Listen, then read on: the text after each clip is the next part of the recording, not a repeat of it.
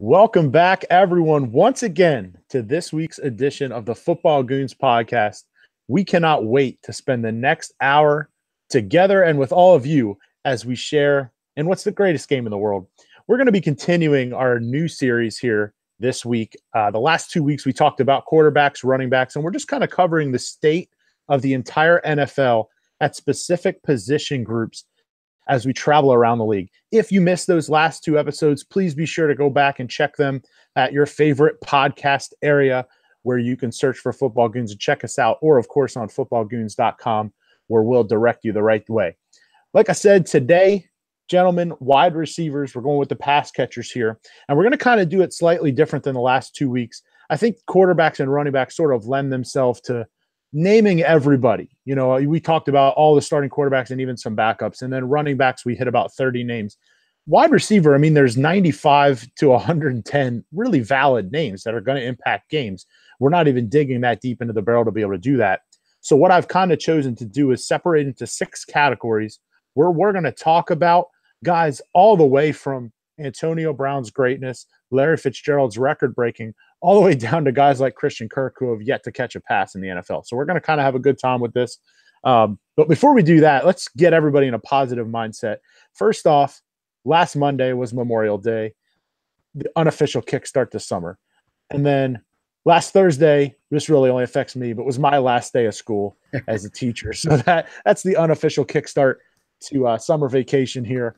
And then for those of you who already are watching and maybe listening and you realize that I'm speaking right now instead of South, our boy South's at the beach with his family on vacation, the official start to summer for South. So we're down to just 3 of us tonight. But guys, real quick, what's your favorite part about summer? Man, I love the sunshine, the happy weather. There's something so beautiful about me being able to wake up about 15 minutes early and drink my coffee on my back porch with sunshine. But I love it being light till like right now it's 9:03. I can still see the sky. That might be my favorite part. That's my least favorite part of winter, that it gets dark at like right after noon. So like lunchtime dark. So this is much better. With a name like Rocco and a body style that, sounds like something that would be Rocco, Like you wouldn't think like you wouldn't. Yeah, exactly. You wouldn't think this, but I love to swim. I love to swim in the ocean. I love to swim in pools.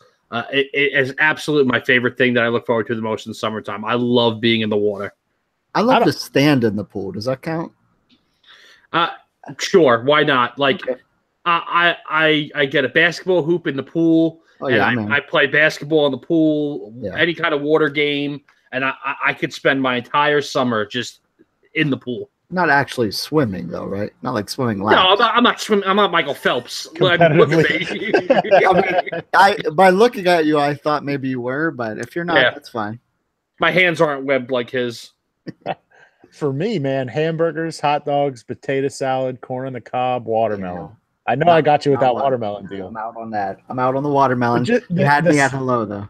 The summer foods really do it for me. A barbecue out there, and I don't even like mayonnaise, but I'll take a big heaping pile of my mom's potato salad. So especially that smell of food on the grill. Right.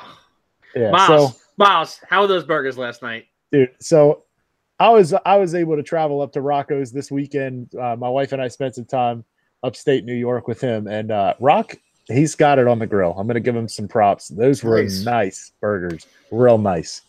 So, and I'm not a hard guy to impress with a cheeseburger. It's my favorite food. Just don't burn it, and I'm all in. But that being said, I really fought. Like I was gonna have another one, but I would have thrown up. So I fought that all the way to like 11:30 at night. So, anyways, happy summer to all of you out there. Whether you're a major vacation or with your family, or you're like me and going on vacation seems like a nightmare, and you just want to enjoy the nice weather. Whatever it is, we hope you have a great one, and more importantly, we hope you check in with us for an hour a week as we keep pounding this stuff out. So, guys, let's talk about wide receivers. Like I said, I split this into 6 groups. They're going to vary on talent level, so I don't necessarily think it gets worse as you go. It's just different. That being said, we are going to start with what we're calling the elite.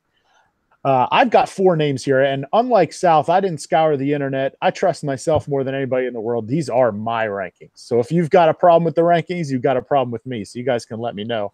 But I have 4 guys here in the elite category. I don't even think this is debatable. This is Antonio Brown, Julio Jones, Odell Beckham Jr., and DeAndre Hopkins. And before we get too far, I just want to remind everybody, we're not talking fantasy football here. Otherwise, I would not have said the name Julio Jones yet. We are talking just pure talent and what they bring to their NFL team. So the first thing I want to separate here, all things being equal, so I'm talking about scheme, quarterback play, weather, just pretend everybody's got Aaron Rodgers in a dome with Doug Peterson calling plays, because it doesn't get any better than that.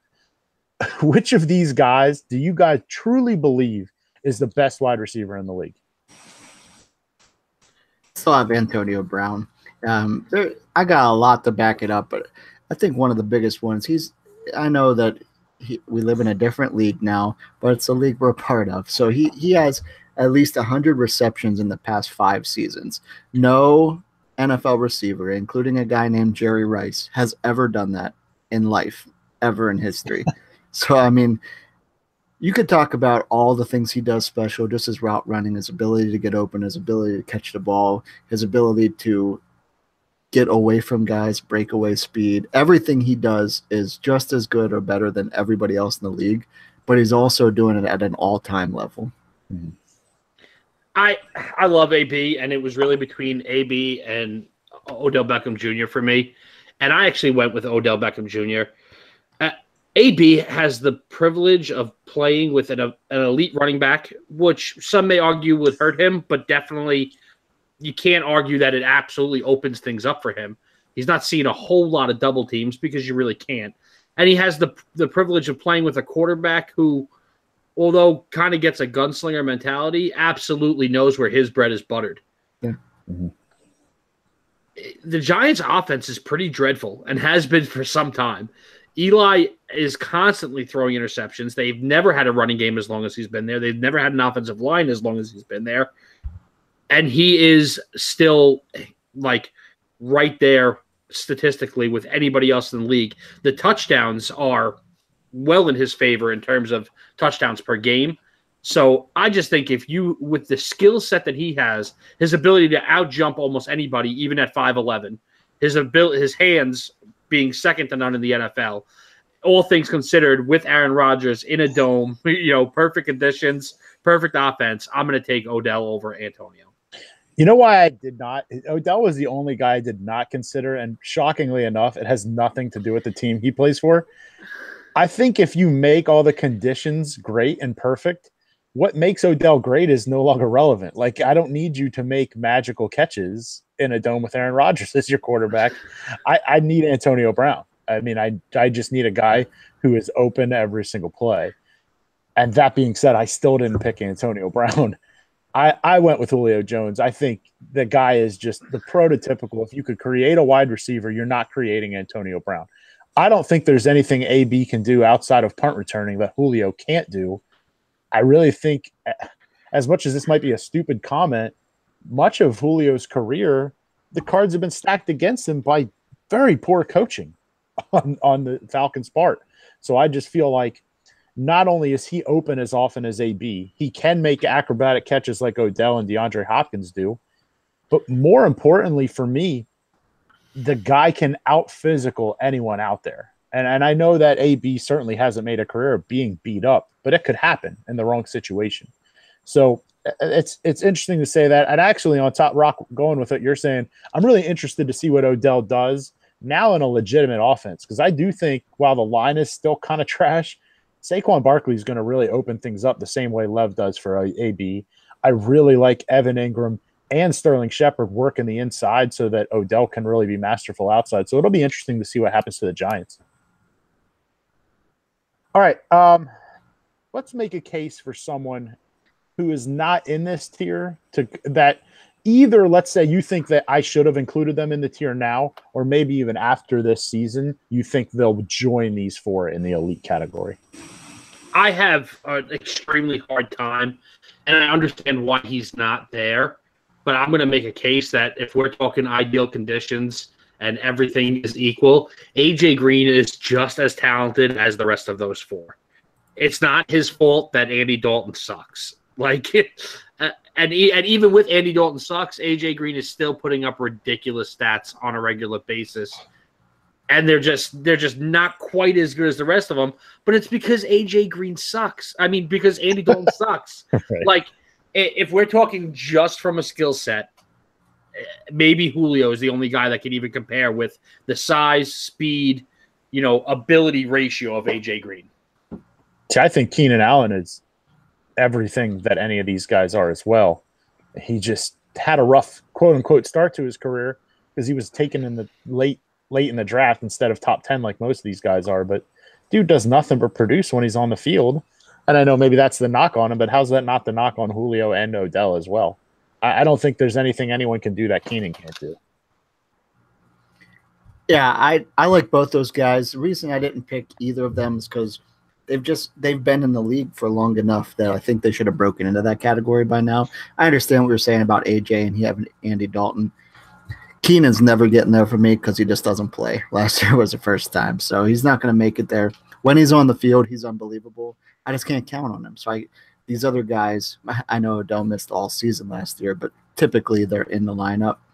Michael Thomas, for me, my man is going into his third season, which we've talked about how receiver you finally set into your groove in your third season. Of the four guys in the elite category, only DeAndre Hopkins had a better third season than his first two. But they're a special breed. So their first 2 years were unbelievable. Right. But Michael Thomas has gotten better every season. And if we move him into that elite category, he has the second most receiving yards in that category of his first 2 seasons. He has the second most yards per game. He has the third most touchdowns with 14 through his first 2 seasons. And now he's finally just now getting on the same page fully with Drew Brees, which is good news for him because that guy likes to throw the ball a little bit. And with Cooks out of the lineup now, he's really fully the go-to receiver. And I already have said that I think they're going to go back to more of a pass attack. I know it worked for them last year, but I think they're going to go back to Drew Brees, at least upping a little bit from last year. And I look for him to leap into that category this season. It's not a big leap for him, but I look for him to get there. But imagine if he does take a third-year leap. It would be unbelievable. Yeah. Is it of anybody else's opinion that the reason why Mike Tom isn't in the group already, even though he's statistically after 2 years because Miles didn't put him there? No, I was going to say more so because he's Drew Brees makes it so that he doesn't have to have Odell Beckham type catches. He's not a burner. He's just probably the most consistent wide receiver, not named Antonio Brown, over the last 2 years. But he's just not flashy. Like, I mean, he's Marcus Marcus Colston with a lot more talent, but Marcus Colston didn't have to be great because you have Drew Brees. Right. He's going to have 100. He's going to have 100 catches over the middle for 10 yards every year. Like that's just what he's going to give it to you predictably. So like the flash level isn't there, and therefore, he kind of falls back out of that first grouping because I don't think anybody would put him in with those other four. But statistically, he kind of belongs there.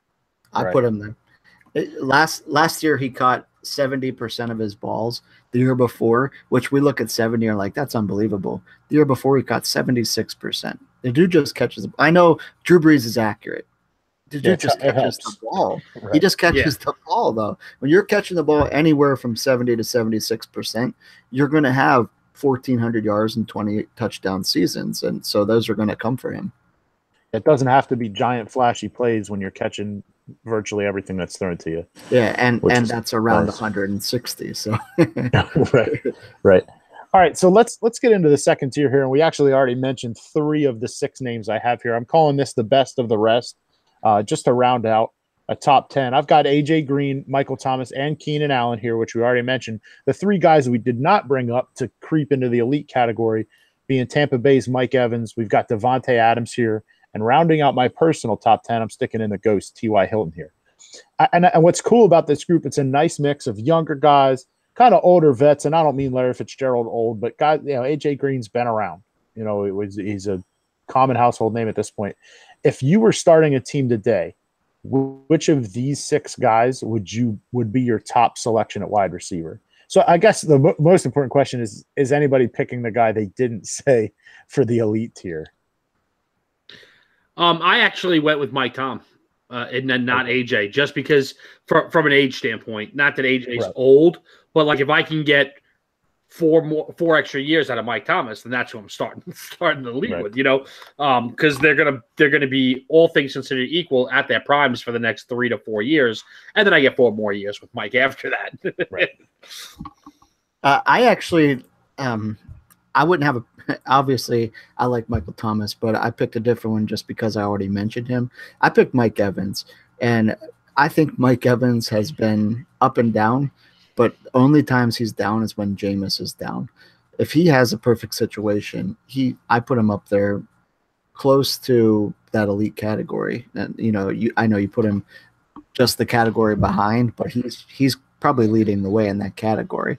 And so I think he's a special player. He has that big body. I know I said AB for the best receiver, and he's not the stereotypical size, which I normally like that. Just AB's special. But Mike Evans has that size. He's fast enough for being as big as he is. He's never getting outplayed, never getting outmuscled. And, he's a special talent that's getting wasted on Jameis Winston. Pull it together, Jameis. Which is crazy, isn't it? Because I don't think any of us is putting Jameis Winston in the category of like, what a chump. No, of course. Trash. Like, just he was trash last year. But like, play consistently. Mm-hmm. Like, how are you worse in your third year than you? Anyways, yeah. We're not going to sit here and bang on Jameis, I guess, for a while here. But I am going to stick with what I said with Keenan Allen. I know he's a little bit older than a couple of the guys we mentioned, and he has his health issues, but I just don't feel like listen, everybody got hurt for the Chargers in the years he's been here. It's something with the training staff. I'm blaming it. I'm not blaming Keenan Allen. I won't do it. Partially also, I'm a homer and I just love the guy, but I just feel like when he is on the field, there's absolutely no one in the league, maybe outside of Antonio Brown, who's as consistently dominant as he is. And I guess Nook Hopkins last year was as well, but when Keenan's on the field, he's dominant. He's the best player on the field. He opens things up for everybody else. And I guess most of the 10 names we mentioned here could say that at times. But for me, I just really like watching the guy play. The whole route tree, he's dominant. Inside, he's too powerful. Outside, he's too powerful. Inside, he's too fast. I mean, he's just that matchup nightmare. And the guy's hands are ridiculous. So that being said, I think we can all agree you can't go wrong if you're picking a top 10 receiver. And honestly, my second guy was T.Y. Hilton, because if I'm going to start a team, I want a guy no one else can do that. I mean, Tyreek Hill's creeping in, but like most of the time when you got that burner, it's nine routes. And T.Y. Hilton and now Tyreek Hill's kind of doing the same thing. T.Y. is going to take a 12-yard hitch, make the first guy miss, and then go 80. He's not just catching bombs. So if I can start a team with a guy who can do something very few other people can do, now I can fill the team with average players like Dante Moncrief, and he can score 8 touchdowns because of what T.Y. Hilton does. Right. So that kind of an interesting way to look at the second one. But the other thing I thought was interesting about these 6, this group is 2 top 10 picks, 2 second-round picks, and 2 third-round picks. So we're really spread out. How much of that fact do you think is that the later guys drafted-wise in this tier have Drew Brees, Aaron Rodgers, Phillip Rivers as their quarterback, and even Andrew Luck for T.Y. Hilton? And how much is pure talent that scouting departments just kind of missed? I mean, receivers can fall through cracks sometimes. I think receivers fall through cracks, definitely. But I think what matters the most is this. We talk about all the time how you don't know what you have in a wide receiver until year 3, okay?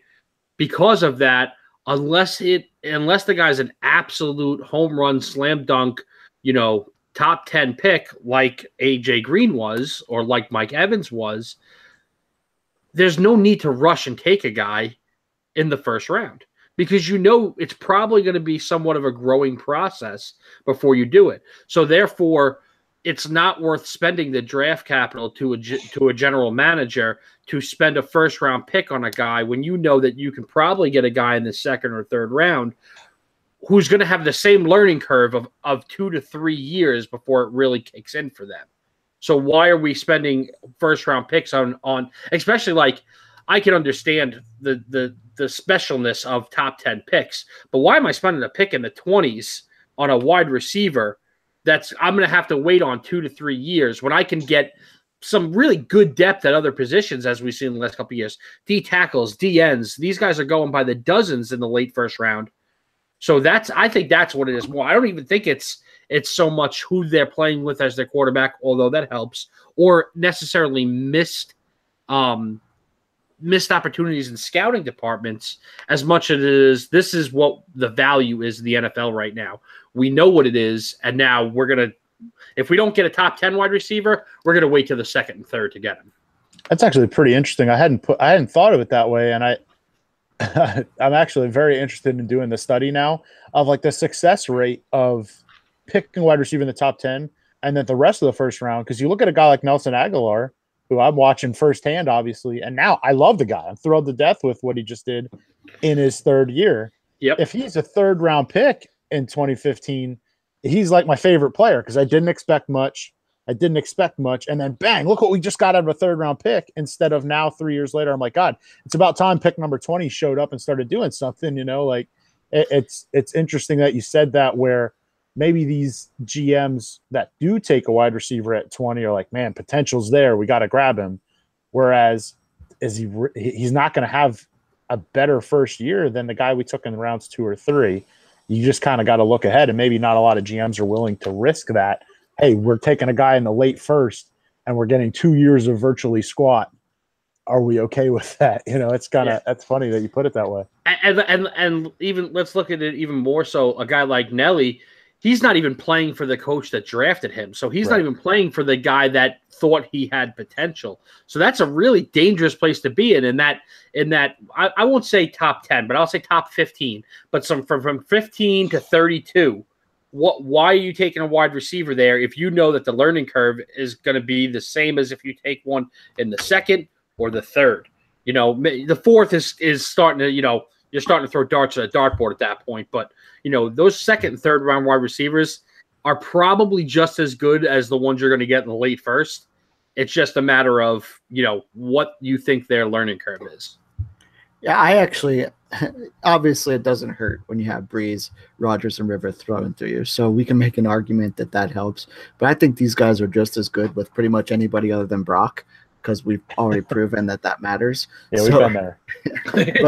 but I think another big thing that lots of scouts are, I don't know if we could say missing it on, but that these guys that are going to smaller schools or at least less known schools, Florida International, Fresno, Cal, and then I know AJ Green went to Georgia. He went in the first round, though. Mike Evans went to Texas A&M. People were worried about him because they thought, well, Johnny Manziel might be making him good. That certainly wasn't the case. Right. But, they were saying, well, it's basically Johnny Manziel gets outside the pocket, everybody crashes, and Mike Evans is huge. So we'll see what he is in the NFL. And then he was special. But the other guys, and Michael Thomas went to Ohio State. But that was Ezekiel Elliott. That's why we were great. Right. So I think a lot of these are maybe there's another reason they're great, or they went to another small school and that's why they were great because they were just dominating non-talent. So I think that's been the case with a lot of these guys. Also, a lot of the guys that end up being pretty special that went to smaller schools. Cool. All right. So this question is obviously just for the two of you because as I discussed, I picked the top 10, so I don't think I left anyone out. But make a quick case here for somebody who you think should be in this top 10. And if you've got the stones to do it, who would you bump out? Because you can't put 11 guys in the top 10. That's not how numbers work. That's how I want it to work. Yeah. I'll go first here. I picked a guy that I love, and I know that the rest of the group loves him, and I understand why he's not. But if we're just talking about skill sets and not necessarily production based on the talent around him, Allen Robinson is a top 10 wide receiver in this league. Mm-hmm. I can't not have him in that group. And it's hard to bump one of these guys out, but I'll have the stones to do it. If we're talking top 10 receivers, I need guys that can stay healthy. I know you love him, Miles. but Keenan has not shown me He the gone. ability. Keenan has not shown the ability to stay healthy. No, I love Keenan Allen, and if Keenan Allen can come back and give me a 2018 like 2017, I will reassess my views on Keenan Allen. But at this point, right now, I would put A-Rob at 10 and Keenan Allen at 11. Yeah, I picked A-Rob too. And Yeah. I don't think it's a big surprise for me. I've talked in depth how I think he's a top 5 receiver in the league. I probably have him. He's probably my number 4 receiver in the league as far as just pure talent goes and the Blake Bortles effect. But I didn't take Keenan out. I think if we're in a vacuum here and they're healthy, that's not the case. But if we're in a vacuum, then I take Davante Adams out. He's had good seasons, but I mean the dude still hasn't broken 4 years in. This is 5th season, still hasn't broken 1,000 yards. He's getting up in touchdowns now, 12 and 10 in the last 2 seasons.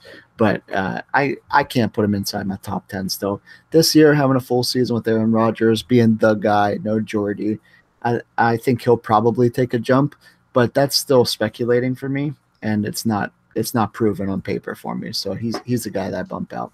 I'm going to pull the South card and assure you that if Aaron Rodgers had played the whole year, Davante Adams would have broken 1,000 yards. And that just seems like something the South would have argued because South says silly things.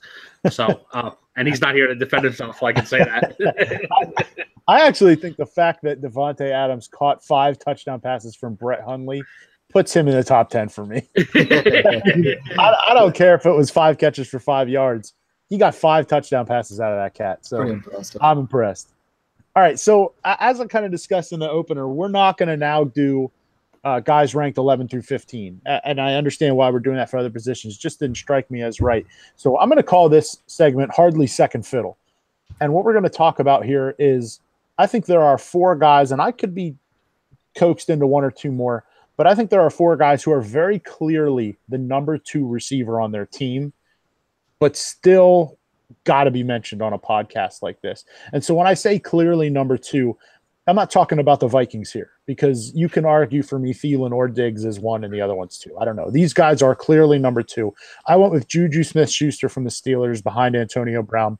I've been on record already that I think Amari Cooper is going to take a jump. So I've got Jordy Nelson for the Raiders as a number 2 here. Sammy Watkins in Kansas City behind Tyreek Hill there. And I've got Robert Woods for the Rams sitting behind Brandon Cooks. So which of these guys do you two think is truly the best complement to that perceived number 1 on their team? I would be shocked if anyone says anything other than Juju Smith-Schuster. I mean, 1, he's not like super, he's not like the big body receiver opposite tiny Antonio Brown, but they do complement each other very well because both of them are willing to do any type of route that needs to be done. Like as fast as AB is and could easily just run 9s all day long, he's got no problem going over the middle. He's got no problem running hitches. And he's so special because he is an elite route runner. Juju's becoming that. Like even just in the short time now, he's learning a lot from AB, I think, and he's taking slants for touchdowns. He's got the stride to be able to run 9 routes on an outside defender. He's learning how to run hitches. Like he's doing all that. So I think it's a perfect compliment because you're basically turning yourself into Antonio Brown 2.0. And I'm not saying that they're equal in ability, but they're doing everything the same. You're not asking one guy to do one thing and one guy to do another thing and becoming predictable in it as an offense. I said Juju as well. I think that it's the obvious answer here. I did see the stat the other day that I shared with you guys that he has the highest passer rating when targeted for any rookie wide receiver since 2006. It was a pretty impressive list, and he was ahead by a good margin. I look for their offense to be a little bit more improved this season, and a lot of that's because of Juju. Yeah, I agree with you guys that Juju's probably the answer here, but I do think it's worth at least discussing the other 3 guys because I'm excited to see Jordy and Sammy are new to their team. So we'll see kind of what happens there. And not only is Sammy Watkins new to the Chiefs, they've got a new quarterback too. So, who knows what's going to happen. That's actually one of the more intriguing situations to me in the entire league is the Chiefs offense And I think Sammy Watkins, it's funny because when we say compliment, you usually think different. You want that thunder and lightning. You want Mike Evans and Deshaun Jackson. Sammy Watkins and Tyreek Hill are the same guy, just one's taller. I'd be shocked if it's not like, all right, the two outside guys just go deep, and we're either going to bomb it to one of you, Travis Kelce in the middle, or we're going to hand it to Kareem Hunt. That's the offense for the Chiefs this year because Patrick Mahomes can throw the ball like 75 yards. So just go get it. But that'll be fun, and I think it's criminal to ignore Robert Woods here. I think it's easy to ignore a guy like that because he was so ho-hum in Buffalo, but hello, it's a Buffalo Bills wide receiver. Of course we're ho-hum. They haven't been good since Andre Reed at wide receiver. And don't hit me with Eric Moulds. That was my boy, and he still wasn't that great. All right, but I mean, Evans. Okay. Right. So, I'll just continue talking about Robert Woods if that's okay with everybody else. But, he actually kind of came on his last year in Buffalo. And then last year, he was really, really good for the Rams, like really good. Yeah. And it's just one of those, you get set in your way that Robert Woods, the name Robert Woods equates average, mediocre receiver to you. And I really don't think he's that. He wasn't that last year with Sammy Watkins as the quote unquote number one. But I think especially the combination of Woods and Cooper Kupp are really going to be a great complement to what Brandon Cooks can offer that offense.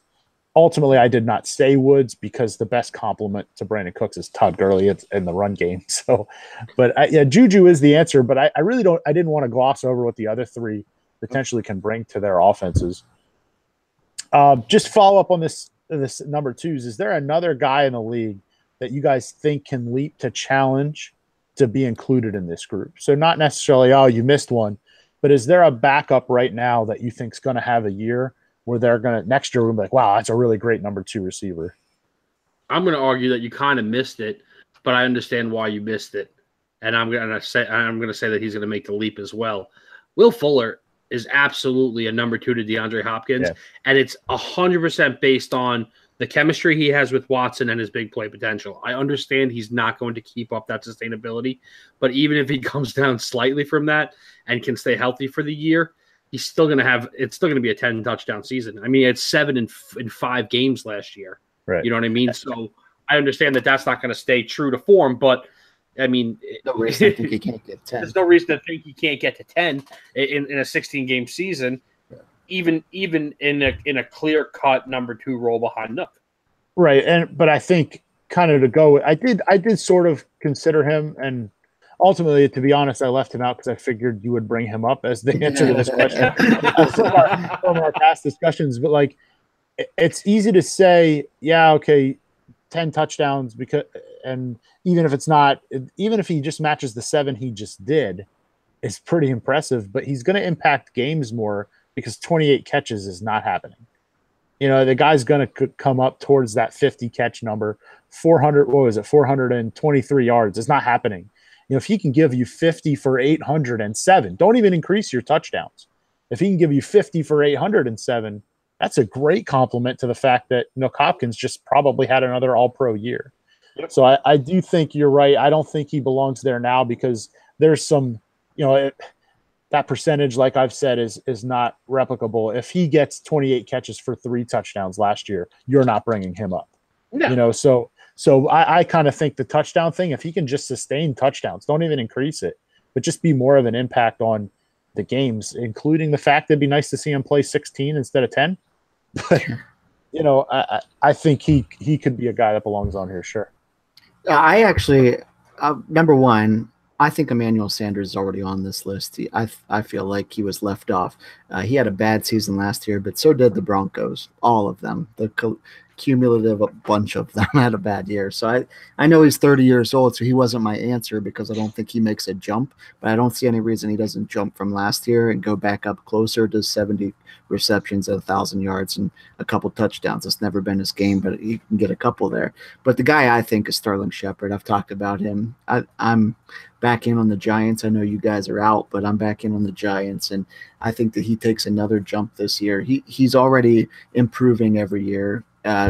Slightly. He went from 683 to 731 yards last year. But if you make any improvement of your rookie year in how bad the Giants were last year, that's pretty special. So he's not going to be a 15 touchdown guy, especially on that team now with, Odell, Saquon, Evan Ingram, but I like him to keep getting better, be up near that, probably the same numbers I said about Emmanuel Sanders, around that 70 reception, around 1,000 yards, and maybe 5 or 6 touchdowns. So I like him to jump into this category in his third year. Cool. All right, so we're going to take a little break here. We're halfway through talking about our wide receivers, and we want to talk about our friends over at Gorb. We've got this mentality, we started things, and I think across the country, our listening audience or those who should be listening, you have goals and you have things that you wish you were doing or you think you could be doing better, or you want to try something new. And I think that's what we hear from our guys at Gorb. That's GHORBH.com. And it's a huge movement that's coming through. It stands for Get Hungry or Be Hungry. And what they're pushing people to do and encouraging people to do is, instead of getting hungry and wishing you had this and always starving for your goals, they want you to actually go ahead and get it instead of just always being hungry. We just talked about Rocco's Cheeseburgers, and I was pretty hungry for dinner last night. And instead of just sitting there looking at them and wishing I had some cheeseburgers, I went ahead and put that bad boy on a potato roll. We had a little bit of spicy mustard. We had some pickles, and we slammed it. And you know what? I felt really satisfied. And I think that doesn't even hold a candle to how satisfied you can be if you're actually chasing something that you believe in. So go on, head over, GHORBH.com. Join the movement on social media. Get on there. Get yourself some swag. They've got T-shirts, sweatshirts, things for every size and gender that you could possibly think of. Great website, great cause. Believe in yourself is really the ultimate goal. So GHORBH.com. All right, guys, as we get into the second half here of our receiver podcast, we're going to talk about some names that maybe aren't as prevalent. And we're going to call these guys the slot machines. And the league's really kind of going towards, this is not 1985 and Jerry Rice and John Taylor is all you need. That's no longer the league that we live in. I think across the board, most teams, their nickel corner is considered a starter on their defense, not their third linebacker. And it's in large part to the names on this list and those that came before them.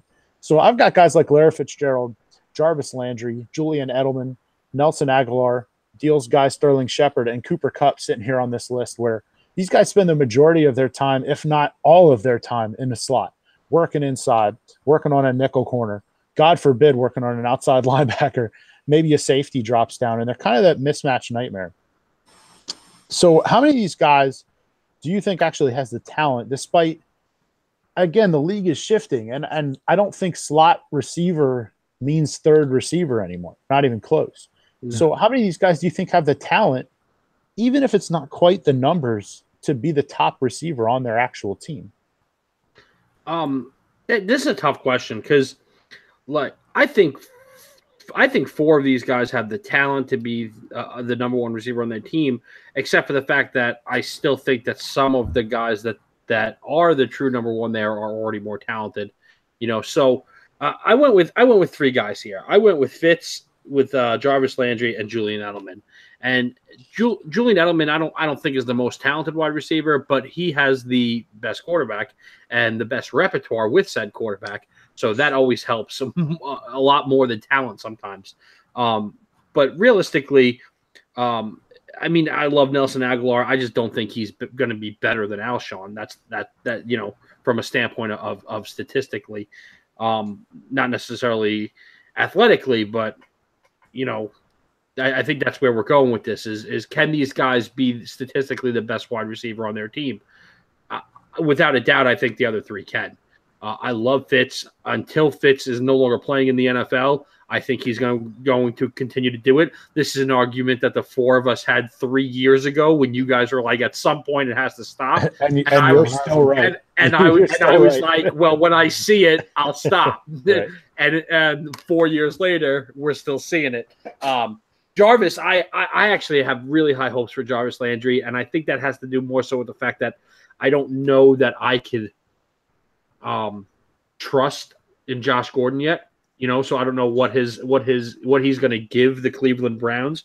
So to me, Jarvis is going to be the number one option there, and he thrives in the slot. He just is a mismatch nightmare there. So those are my 3: Fitz, Jarvis, and Julian. Yeah, I said the same ones. The way I looked at this was if all these guys were on a decent team, like maybe an above average team, are they going to be good enough as a passing team if these guys are the number one receiver? And I don't see any way it is even with Sterling. Possibility, but he needs to take a pretty big step. Not with Aguilar, not with Cooper Kupp. Fitz has been the lead guy since he came into the league, and he's going to be a Hall of Famer on his first ballot. So there's no reason to say not him. Jarvis has done it with Ryan Tannehill. So right. Jarvis has done it on his own essentially, right. And Julian Edelman, he's going to be 31 years old. And I know he didn't play last year, and he's been injured. But when he's on the field, he's been good enough to take over games. He's been good enough to be the number one guy, and that they're still going to score points. And it's not like, well, they're scoring points despite Julian Edelman. He's a big part of it. So, all right. How about the slot guy, right? And I think the big reason I really wanted to include this in this podcast is to try to do our part in destroying these misnomers of what a slot wide receiver is. It's not wide receiver 3. It's not 3rd and 3. Let's get 4 yards. There's our inside guy working a jerk route or something. There's so much more than that. They just work inside. That's all it is. So what I'll ask you guys, and it'd be fun to ask offensive coordinators across the league, what do you prefer when you look at with a slot guy? Do you like that prototypical slot? Wes Welker was it, obviously. He kind of started the whole thing. Freddie Mitchell thought he was it. He was wrong, but you have that guy, and in this list you have Jarvis Landry's that guy, Julian Edelman's that guy, Cooper Kupp is that guy, Sterling Shepard I think to an extent is that guy, but then you also have Larry Fitzgerald is prime example where a lot of offenses are starting to put their best player and work him with a high percentage of slot routes because of what I said before. Are you really going to take Jalen Ramsey and work him inside? Probably not. You're working on a free safety or a nickel corner. And the Cardinals started doing that with Larry Fitz when they made their run a couple of years ago. The Bengals have started doing it a lot with A.J. Green where he's working in the slot and he's just abusing people in there.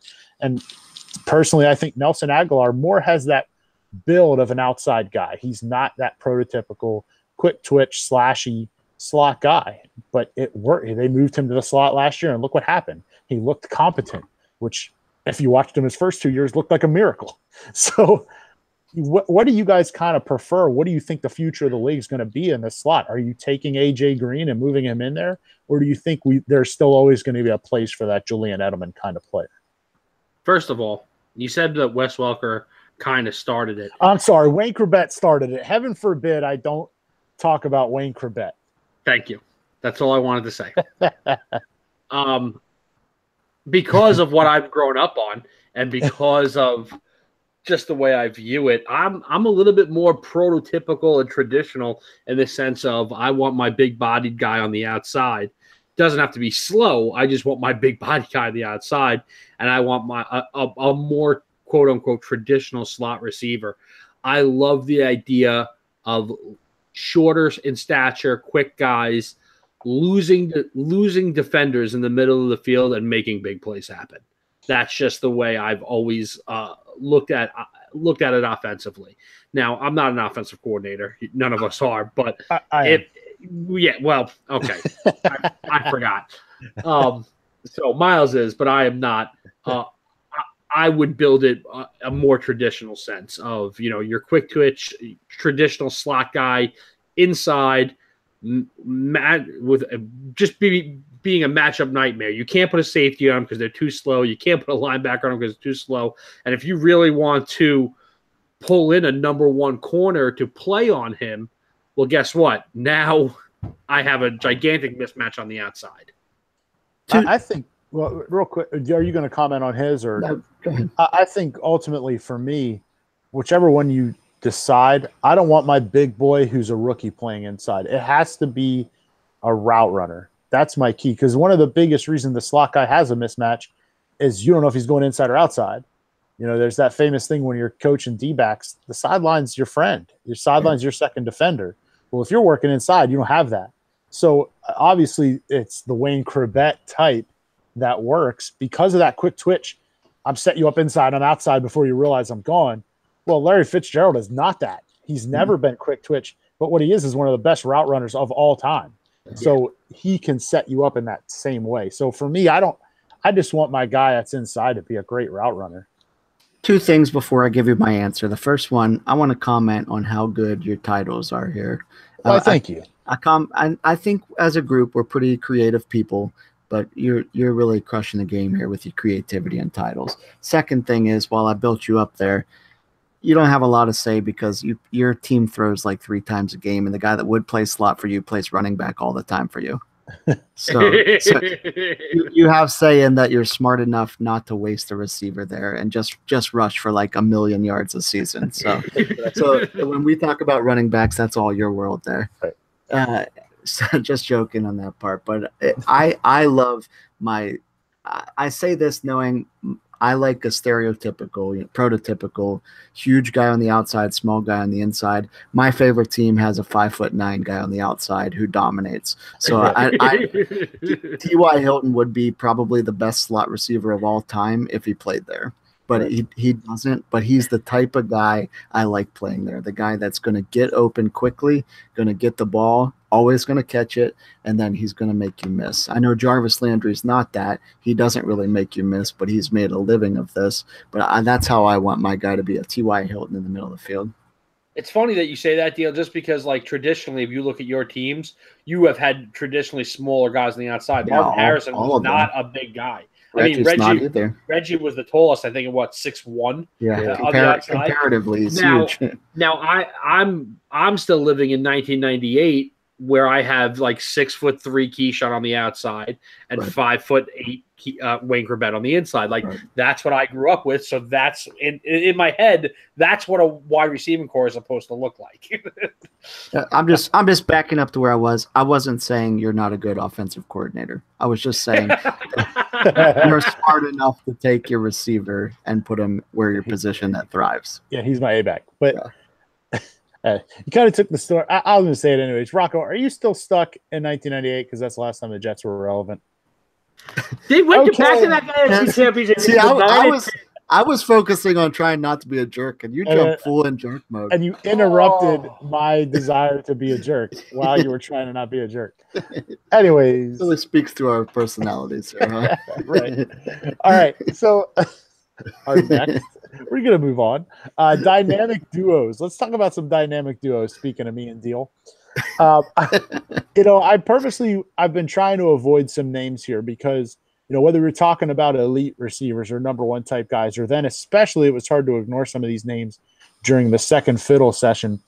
There are some teams that I don't think necessarily have a clear cut 1 and 2, but they have 2 guys who are really relevant, really game changers, and really work well together. So I kind of tagged this Minnesota Vikings. You got Adam Thielen, Stephon Diggs. I think they're probably the golden child of this section here. But not to be outdone, though, the Detroit Lions, Golden Tate, Marvin Jones, awesome.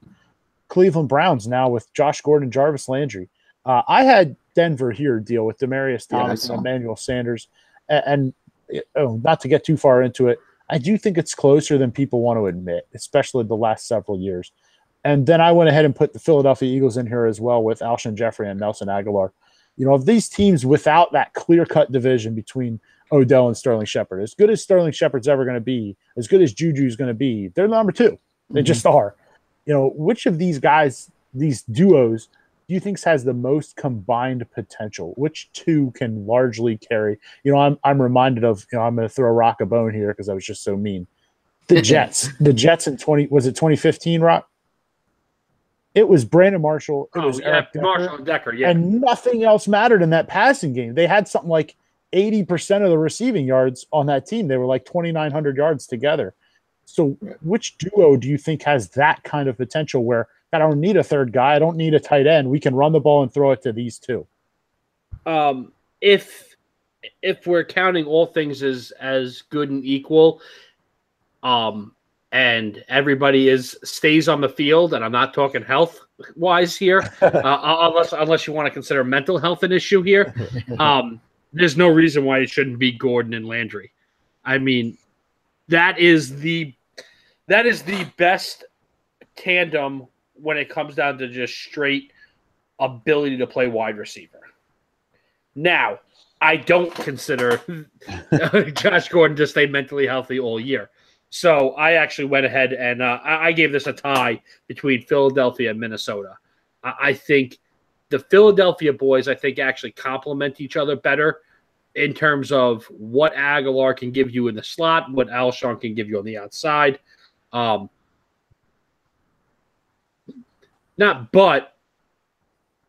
But Minnesota, I think, is a more dynamic duo in terms of being able to do everything. You know, Thielen is the outside guy, Diggs is the slot guy, but they could switch whenever they wanted. You know, we praised Nelly for the way he broke out in year 3, but he broke out because Doug Peterson was calling plays and they kept him in the slot. I don't know if Nelly could go line up on the outside and be as dominant as Alshon is and then have them switch. But I know that Thielen and Diggs can. So I actually think that Alshon and Nelly complement each other better for what they do, but that Diggs and Thielen are more versatile. I actually like Detroit. I mean, I'm not necessarily going to say more than – Is South here? No kidding. I don't want to – not necessarily more than the ones you chose. I think personally, if I had to rank these 1 through 5, I'd have a lot of difficulty. And I think Minnesota ultimately would be my 1. But that Golden Tate and Marvin Jones, like all the stuff I said about Robert Woods before is true about Marvin Jones, except Marvin Jones is way better than Robert Woods. Yeah. So, the acrobatic catches he can make out of control, and then combine that with the consistency of Golden Tate, I really think those two guys belong in the conversation with anyone else up here. Yeah, I list them in the order you have them here. Minnesota, number 1, Detroit, number 2, Cleveland, number 3, Denver, and then Philadelphia. But yeah, as far as Thielen and Diggs go, they're right up there with each other. And, they do have a different skill set, complements each other perfectly. And I'm really excited to see what they do with Kirk this year. I know, last year they had an unbelievable ride there. I think Kirk is a much better quarterback than Case. So we'll see what happens. But yeah, the top 4, I have been not a Nelson Aguilar apologist here. So they're definitely easy 5th for me. The top 4 are really close for me, though. All right, so let's do kind of the exact opposite of that question, and not necessarily, I guess it's not the exact opposite, because I don't want to hear who's bad. I want to hear who belongs on this list the least in terms of it's not as much of a duo. Who has the clearest path to separate into a 1 and a 2 versus 1A and 1B? I mean, I think it's obvious for me. I just said, Right. But Right. I think Aguilar is a beneficiary of Carson is really good, and Alshon is finally setting in that groove with him. And I'm excited to see also what Alshon does this season. But Aguilar is just a guy to me. Like, I think that he's pretty much replaceable with any other normal receiver in the NFL. But Alshon is well ahead of him for me. See, I don't think that Alshon is well ahead of him, but I actually picked Philly as well. I'm curious to see what Alshon Jeffrey can do 100% healthy. Carson Wentz coming back, because the reports came out that Alshon played a good bit of last year with what was it, a torn rotator cuff? Miles? Yes. Yeah, Yep. Thank you. A torn rotator cuff, which is insane by itself, but what a 100% healthy Alshon Jeffrey can do. Carson coming back. And like I said, I love the way they use Aguilar, but I think Alshon has the ability to separate himself and make it a true 1-2. Do you guys think, you're both saying Philadelphia, do you think Alshon has that potential to vault into that elite kind of tier? I mean, not necessarily the elite with AB and Julio. Could he be an answer to that question from 40 minutes ago about who can be in the top 10 next year? I think so for sure. I mean, he is, he's getting older now. He's going to be 28, but he's still pretty young for his skill set. He played 16 last year. He's had some nagging injuries, but we can't forget that he had a 1,400 yard and 7 touchdown season with Jay Cutler. So getting Carson, getting on the same page, now having a full season of practice. I know they're both injured now, but they're being around each other a full season, and largely the number one reason he came to Philly. I like him to jump up a lot this season. I like it too, but I'm going to say this. The only reason why I don't think Alshon will is because it's not the way the Eagles play football. Like, You have Alshon. You have Nelly. Last year it was Torrey Smith. This year it's going to be Mike Wallace. You have Ertz. Last year it was I can't think of his Trey Burton and Selleck, and now it's going to be Dallas Goedert. Like they are going to spread the ball around. They do not focus on one player. They're like the anti, New York Giants, where it's all Odell Beckham all the time. You know what I mean? So it's going to be tough for Alshon to make a jump into the top 10 because that's just not the way the Eagles play football. Right. My answer to this is Denver, actually. I've always had a soft spot for Demaryius Thomas. I just really like him. I think he got a raw deal playing with Tebow. Then he got the exact opposite of a raw deal playing with Peyton Manning. And now, now he's back with Osweiler and Trevor Siemian. And I just kind of think his career had a lot more potential than it ended up ultimately showing. Emmanuel Sanders, to me, is just the guy. I don't think Emmanuel Sanders is any bit better than Nelson Aguilar at all. And I don't even mean at this point in his career. I mean in general. And on top of that, I think the drafting of Courtland Sutton as the season goes, if Sutton starts to emerge, who's going to fade back, Demaryius or Emmanuel Sanders? I mean, that's kind of a no-brainer to me. So, I mean, that being said, we've already talked about how 3 receiver sets are becoming the new norm. So they're all going to play. But I'm saying if Courtland's stealing targets, I don't think it's Demaryius' targets. But I don't.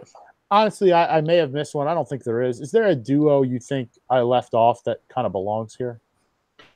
I don't think that they belong there yet, but I think that if we see the potential of both of these players that I'm about to say, I don't even think it's a homer statement for me to say it. But if we see Terrell Pryor from 2 years ago and Robbie Anderson from last year, they're going to be on this list next year as a dynamic duo. Now, I don't know if we're going to see Terrell Pryor from 2 years ago. I don't know if that guy exists anymore. But realistically speaking, I love those 2 players at their highest potential. Right. Deal, you got one? No, I think you did a great job. Oh, well, thank you, sir. Make me look like a jerk. Rocco's a jerk, and he said, "Yeah, you didn't do a really good job." I think you did a great, man. Oh, thanks. All right, so our last section here, we're going to call this the Young Guns, and we've made mention several times already in this podcast that it generally is a 3-year thing for wide receivers to really take that leap. And I think if it weren't for the 2014 class, that would be cemented forever. Now that 2014 class had multiple guys have a ton of great rookie years, even better second years, ridiculous. But if we look at last year, the 2017 draft class, so last year's rookies, and then this year's rookies, I'm going to talk about guys like Corey Davis, Mike Williams, and John Ross from last year, where Davis struggled with injuries, really came on in the playoffs, but ultimately very disappointing year for the number 5 overall pick. Mike Williams did essentially nothing, and I'd rather have Mike Williams' rookie year 1,000 times over than John Ross's rookie year, who did literally less than nothing because he had no catches. He had 1 carry and lost a fumble. So he'd have been better off sitting with me watching a Sunday Ticket every Sunday. But anyways, we've got those 3 guys from last year. This year, first couple rounds, we saw DJ Moore, Calvin Ridley, Courtland Sutton, and Christian Kirk kind of come in here. I purposely didn't include Juju Smith-Schuster here because he didn't help my argument. So I didn't want to put him in this group because he actually had a very successful rookie year. But of those 7 guys, last year's rookies, this year's rookies, who do you guys think has the best path to jump to stardom? And I don't mean Antonio Brown stardom, but like every year fantasy starter, every week, that kind of thing. Who has the best path to that? I went with Christian Kirk here. And I think for a couple of reasons. One, Mike Williams, John Ross, even Calvin and Sutton all have clear-cut number 1 guys above them that are set where they are right now. And I mean, Demaryius Thomas is the worst of those 4 right. That would, you know what I mean? And he's a very good wide receiver. DJ Moore, the wide receivers in Carolina, unless they do something different, do not matter. They have not mattered because they spread it around so much. I mean, the best wide receiver that we've seen there in the last like 5 years has been Ed Ginn Jr. So you tell me what that's worth. Corey Davis, I like, but is still raw, still young, still needs a lot of training. And he plays with a quarterback that is still learning on a run-first team. But Christian Kirk, to me, has the best situation here. One, he's learning from the best wide receiver to do it in the last 20 years in Larry Fitzgerald, who is, unlike the other guys that we talked about, more in the second half of his career. And when I say second half, I mean, like, even I'm starting to say this is probably going to be it for Larry Fitzgerald. But you're learning from the best, and that there's a lot to be said from that. And two, unlike all the other teams that we just talked about, they have a young quarterback that he's going to be developing chemistry with from the get-go. Christian Kirk and Josh Rosen are going to spend a lot of time together. A whole lot of time together. And I think that only benefits a young wide receiver to be, the young quarterback's go-to and safety net that he trusts and can rely on. So that, I don't think any of these guys for this season are going to be fantasy relevant or studs. But as early as next year, I think we could be talking about the possibility of Christian Kirk as like a mid-20s, maybe even high, low 20s or high teens prospect, because it's going to be Josh Rosen and Christian Kirk's team going forward with Larry Fitzgerald out and Sam Bradford probably on his way to another $10 million contract somehow. 10? Yeah, 18, sorry. Yeah, I actually like all these guys, except for John Ross. I'm still not on a John Ross train there. But I agreed with you. I said Christian Kirk, and largely the biggest reason was that they're a young team still. DJ is still young, still going to be one of the best running backs in the NFL. And the biggest reason was he gets to grow with his quarterback. I know he has Samwise this year, but then once he moves on to Rosen and they get to grow together, really build that chemistry up, they move on from Larry Fitzgerald, which will be tragic, and we'll have to mourn the loss there. But once they're just that young team, he is what we kind of expected, or we kind of thought John Brown could be. Except I think he is that guy. He's going to stay healthy, and he's going to play and have the same ability that John Brown has, and with the benefit of a good quarterback and a guy he gets to grow with. Actually, with Calvin Ridley here, I'm actually surprised that none of us went with last year's rookies because of that. They do have the year-end kind of thing. Right. But I went Calvin Ridley because I get the Christian Kirk thing with maybe the clearer path to targets, but Atlanta's not a tight end team. Yeah. It's very safe to say. What they are is a team flush. I mean, they look honestly like a fantasy.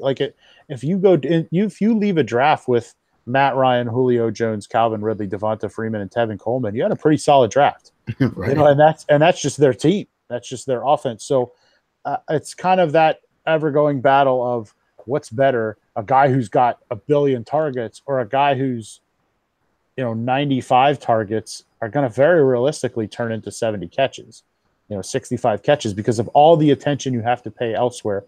I just think, and I know this wasn't necessarily a fantasy conversation, but Mohamed Sanu to a point has been fantasy relevant to a point. And Calvin Ridley's a way better player than Mohamed Sanu. All due respect, I really like Mohamed Sanu, but I don't understand why the guy fell. It doesn't make sense to me. Once I studied tape, we talked about it at the draft preview podcast. He was open all the time, and Jalen Hurts is just terrible. Well, Matt Ryan's not terrible. You can argue with me probably successfully that he's ultimately above average, and that's fine. He's definitely the best quarterback Calvin Ridley's ever had, and Calvin Ridley was still a first-round pick. So I think if you break down the potential that he has athletically, the potential he has as a route runner, and then throw it together with he is not even close to the primary thing the defensive coordinator scheming around, that's really going to help Calvin Ridley out a lot. I'm going to need the Atlanta Falcons to prove that they know who their wide receivers are in the red zone in order for me to pick Calvin Ridley. Well, I don't really know who Mohamed Sanu is in the red zone. Yeah, but they forget the main guy. Well, hey, I'm making a case for not the main guy. You're only helping me here. All right. And just kind of to recap this thing, and it's kind of nice because it ties several of our things in together. What do you think it is that makes receiver such a hard position to master in that first 2 seasons. I mean, there's so many. Again, 2014 really tainted all of our opinions because Odell was great and Mike Evans was great and Jarvis Landry was great. And there's a ton of guys in that class that really had awesomeness immediately, right off jump. But for the most part, it's year 3 where it's not necessarily you turn into Odell year 3, but you start being relevant year 3. I mean, how many? Laquan Treadwell, who's that? How did he not make it? You know what I mean? Like, how is he? So there's just so many guys that receiver versus guy, especially running back, defensive players, even quarterbacks get it quicker. Why do you think receivers so hard to get during those first 2 years? I think it's opportunity for me. And what I mean by that is so much has to go right before they even get a sniff at the ball. They have to get off the line well, which Nelson Aguilar struggled at. I just want to take a chance to say that. And they have to run a good route. They have to which Nelson Aguilar struggled. They have to avoid the defensive players and then try to get open. And then the quarterback has to throw them a decent ball and they have to catch it. All has to go right before they even sniff the ball. The quarterback gets the ball. I know he has a hard job, but most of the guys that are starting are because they have a reason to start right out of the gates, but they get the ball right off the center. A running back gets a ball right out of the quarterback's hands. So he has to find a hole. I know it's difficult, but he gets the opportunity immediately. A receiver, everything has to go right for him to even have a chance to get the ball. I have 2 major points here. One is kind of to go along with what Deal said about the wide receiver position being a lot about timing. Yeah. It's all about timing and to develop good timing with a quarterback, especially an established quarterback, and now you're a rookie coming in. That's going to take time. But the bigger thing I think is when you're a stud wide receiver in college, you're just more athletic than everybody. So they don't ask you to do a whole lot of honing of skills. We see a lot of guys coming into the league that are just great college receivers, average route runners. Because you know what? When you're more athletic and you're faster than everybody else, they're going to have you do hitches and they're going to have you do fly routes. And that's going to be the extent of your repertoire and your route tree in college. I don't care who you are. The NFL is asking you to be able to do an entire route tree.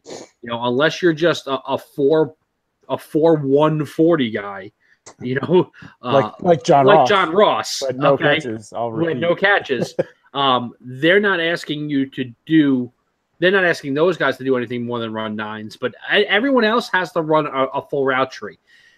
So there's a learning curve that goes along with that. And on top of the learning curve, we'll go back to the timing issue. So not only are you trying to learn a position, but you're also trying to get down the timing of what you're learning with a guy who's already established as the quarterback and established as an offensive line. And you're fighting against veteran guys they can talented, but have that learning curve there.